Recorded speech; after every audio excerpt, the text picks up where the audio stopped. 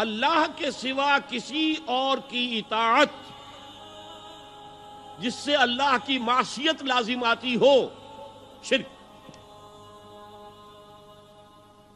لا طاعت لمخلوق فی معصیت الخالق، مخلوق میں سے کسی کی اطاعت نہیں ہوگی یہ اس معاملے میں جس میں خالق کی معصیت لازم آ رہی۔ ہاں، خالق کے احکام کے اندر والدین کا حکم بھی مانو، اطاعت کرو، اساتذہ کا حکم مانو، کسی اور کو اپنا لیڈر مانا ہے اس کا حکم مانو، لیکن ناٹ بیونڈ وہ جو سرکل ہے کتاب و سنت کا، اس سے باہر نہیں۔ لا طاعت لمخلوق فی معصیت الخالق، یہ آپ الجبرے کے فارمولے کے طور پر اپنے سامنے رکھیے۔ اب اسے اپلائی کیجئے، جیسے فارمولوں کے ذریعے سے پھر بڑے بڑے وہ سم جو ہے وہ حل کیے جاتے تھے سوالات۔ صبح کا وقت ہے، آنکھ بھی کھلی ہے، اذان کی آواز بھی کان میں آئی ہے، آپ کا نفس کہتا ہے ابھی سو جی۔ آپ نے اپنی چادر یا کمبل کو درست کیا اور کروٹ لی اور سو گئے۔ یہ کیا ہے؟ آپ نے کس کا حکم پیچھے پھینکا اور کس کا حکم مانا؟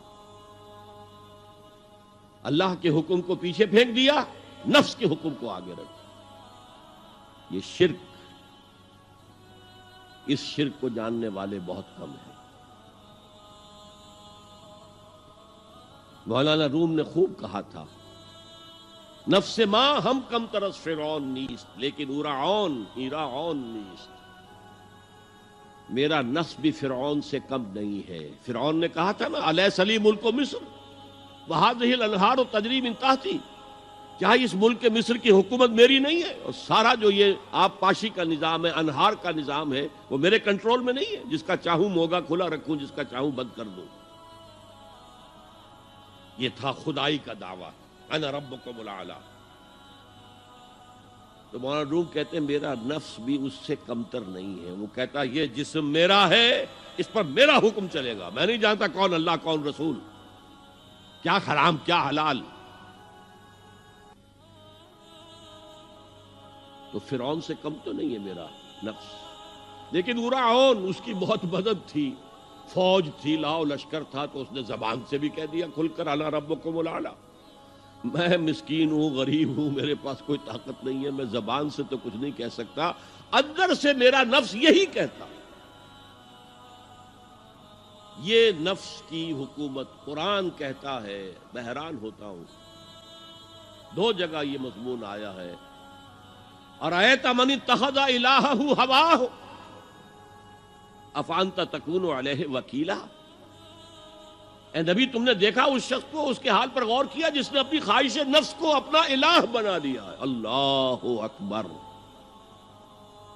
الہ، لا الہ الا اللہ، کلمہ توحید کا مرکزی لفظ یہاں آ رہا ہے، من اتخذ الہہ ہواہ، جس نے اپنی خواہش نفس کو اپنا معبود بنا لیا، الہ بنا لیا۔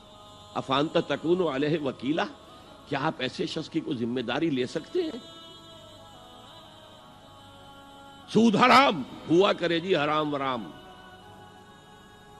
ہمارا دھندا جو ہے وہ آگے بڑھ نہیں سکتا، تو اللہ کے حکم کو پیچھے ڈالا، نفس کے تقاضے کو آگے رکھا۔ کون معبود ہے آپ کا؟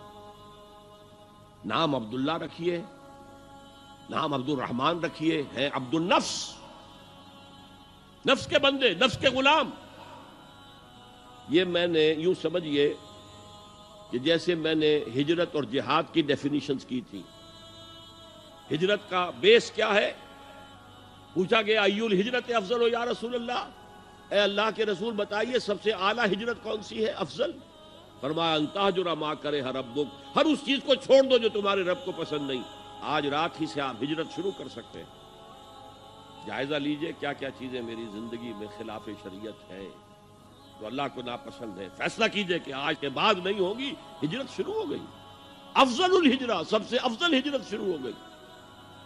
لیکن ٹاپ پر لے جائیے تو یہ ہجرت جب اللہ کے دین کو قائم کرنے کی جدوجہد اس مرحلے پر آ جائے کہ اب باطل کے ساتھ ٹکراؤ ہے